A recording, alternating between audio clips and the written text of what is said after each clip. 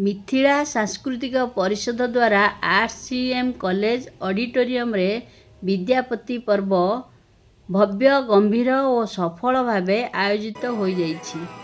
एही वार्षिक सांस्कृतिक आयोजन ओडिशार मैथिल समाजर एक गुरुत्वपूर्ण परंपरा, जार उद्देश्य महाकवि विद्यापति स्मृति को संरक्षण करने सह मैथिली भाषा साहित्य और सांस्कृतिक ऐतिह्यर सुरक्षा एवं संवर्धना करवा। विद्यापति काव्य परंपरा केवल मिथिला अंचल को नुहे, समग्र पूर्व भारतर सांस्कृतिक चेतना को धन्य करिछि। आज मध्य तांकर साहित्य, लोकजीवन, संगीत और नृत्य परंपरा रे सजीव भावे अवस्थित।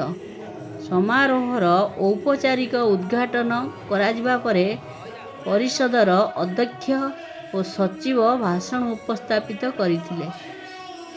समारोहर एक विशेष आकर्षण थिला श्री राजेश कुमार झा निर्देशक National Institute of Fashion Technology Bhubaneswar द्वारा कैरियर ग्रोथ कार्यक्रम करा जायतिला। भुवनेश्वर आम प्रतिनिधि पुष्पलता रिपोर्ट, कलिंग ओडिशा न्यूज।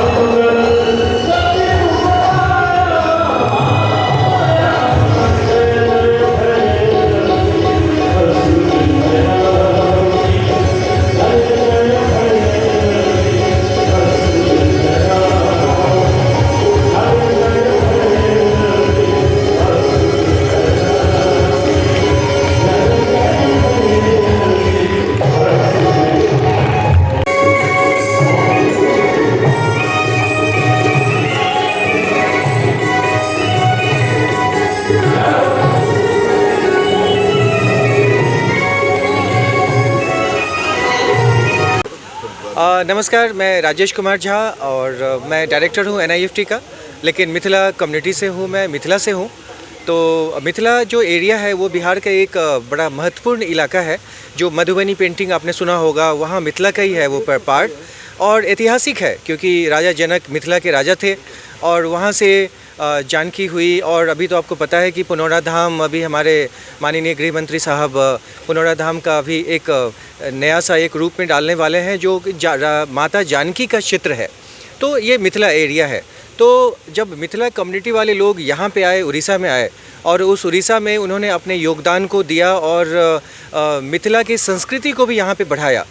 एक पुल की तरह काम करता है मिथिला के लोग और यहाँ उड़ीसा के लोग। तो आप देखिए, क्योंकि कल्चरली बहुत सारी सिमिलरिटी है, और उसके साथ साथ मिथिला समारोह ये जो मनाया जा रहा है, विद्यापति पर्व समारोह, यह बेसिकली क्या है कि विद्यापति हमारे कवि थे जो कि मिथिला से आते थे। और विद्यापति के बारे में यह कहा जाता है कि विद्यापति को के सेवा करने के लिए शिव आए। तो शिव का एक रूप जो है विद्यापति के, जब शिव विद्यापति से प्रभावित हुए 15वीं शताब्दी में, उस समय में विद्यापति ने कहा पार्वती से कि ऐसा कहा जाता है कि मैं विद्यापति के पास जाऊंगा क्योंकि उसकी बड़ी महिमा सुनी है हमने, मैं उसके साथ रहना चाहता हूं। तो महावय कवि विद्यापति के लिए शिव आए जिनका नाम उगना पड़ा, क्योंकि वो उग गए थे, अचानक से आ गए थे। तो यह एक ऐतिहासिक है जो विद्यापति समारोह से कनेक्ट है। तो विद्यापति ने अपनी कविताएं लिखी हैं। तो क्या है ये क्वेश्चन आपने बड़ा अच्छा पूछा है। देखिए, मिथिला में मिथिला की पेंटिंग बड़ी फेमस है। तो ये कहा जाता है कि जब राजा जनक की जो बेटी जानकी, उनकी शादी हुई, मतलब फिक्स हो गई, और जब श्री राम आए और उन्होंने जो धनुष तोड़ा, तो ये हुआ कि अब राजा जनक जानकी की शादी होगी राम जी। मिथिला सांस्कृतिक परिषद का अभी सेक्रेटरी हूँ। मैं बहुत बहुत धन्यवाद देता हूँ कि आप लोग आए। ये हमारा 15वां विद्यापति पर्व समारोह हम लोग इस बार मना रहे हैं, जो बहुत ही, और जो सर जो हमें बताए कि मिथिला और उड़िया दोनों कल्चर बहुत ही सिमिलरिटी है, बोलचाल, खान पान, पहनावा, यहाँ तक कि लिखावट पढ़ाई भी हम लोग की मिथिलांचल उड़िया में बहुत ही समांतर है। और रही जैसे मिथिलावासी मीठा बोलते हैं, और वैसे ही हमारा उड़िया भाषा भी काफ़ी ही मधुर भाषा है। तो हम हर तरह से कोशिश करते हैं कि मिथिला और उड़िया दोनों एक जैसे रहे और एक प्लेटफॉर्म पे हो। इसी वजह से हम लोग एक यहाँ से ओडिसी में और अपना विद्यापति का जो गायन गीत सब है उनको भी मिला के यहाँ का कलाकार जो हैं उसको भी प्रस्तुत हम लोग विगत 15 वर्षों से लगातार करते आ रहे हैं। जय जगन्नाथ, जय मिथिला, जय मैथिली। मैं विश्वनाथ झा यहाँ मिथिला सांस्कृतिक परिषद का एक कार्यकर्ता हूँ और इस यहाँ पे हम लोग बहुत अच्छी तरीक़ा से विद्यापति पर्व समारोह मनाते हैं। और आपने इससे पहले एक क्वेश्चन किया था, जो हम लोग यहाँ पे सोशल वर्क क्या करते हैं। यहाँ पे हम लोग टाइम पे ब्लड डोनेशन कैंप करते हैं, वृक्षारोपण करते हैं, गर्मी के टाइम में हम लोग शरबत वितरण करते हैं, कामर सेवा हम लोग करते हैं साल में एक बार, और भी काफ़ी सारा, जैसे मेरे बंधु ने बोले थे, जो हम लोग ठंडी के टाइम में हम लोग जाते हैं, जहाँ पे जाके जो कम्बल वितरण की कार्यक्रम करते हैं। लेकिन ये सब जो भी कार्यक्रम करते हैं हम लोग कभी भी किसी न्यूज़ चैनल के माध्यम पे नहीं, या कहीं कोई प्रोपेगेंडा नहीं करके हम लोग बस काम करते रहते हैं, जिससे पूरा, चाहे उड़ीसा का समाज हो या भारत किसी भी समुदाय के लोग हों, उनको सबको सेवा मिलती है। धन्यवाद। परिचय दीजिए पहले। हाँ, जय जय श्री राम। मेरा नाम अवध झा, मैं नेशनल एल्युमिनियम कंपनी का रिटायर्ड जनरल मैनेजर हूँ। 2009 में मैंने रिटायर किया और रिटायर करने के बाद भुवनेश्वर नगर में निवास कर रहा हूँ। उड़ीसा का मैं 86 से हम उड़ीसा के निवासी हैं। सर, आपको उड़ीसा क्यों अच्छा लग रही है? तो आप आ गए। ओहो, उड़ीसा क्यों अच्छा लग गया? इतना शांत प्रदेश है उड़ीसा, बहुत ही शांत, बहुत ही एमिकेबल लोग हैं, कानून व्यवस्था बहुत अच्छी है, और सबसे बड़ी चीज़ ये है कि हमारी भाषा और संस्कृति यहाँ से मेल खाती है। और इस ख्याल से हमें उड़ीसा बहुत ही अच्छा लग रहा है। और आपको मैं बताऊं कि ये जो 4 भाषाएं हैं, मैथिली, असमिया, बांग्ला, उड़िया, इन चारों भाषाओं का उद्गम एक ही है, उनके शब्दकोश एक हैं। तो कल्चरली हम लोग एक हैं, हम लोगों का गीत गाने का तरीका एक है, टेम्परामेंट एक है, तो बहुत कुछ एकता है।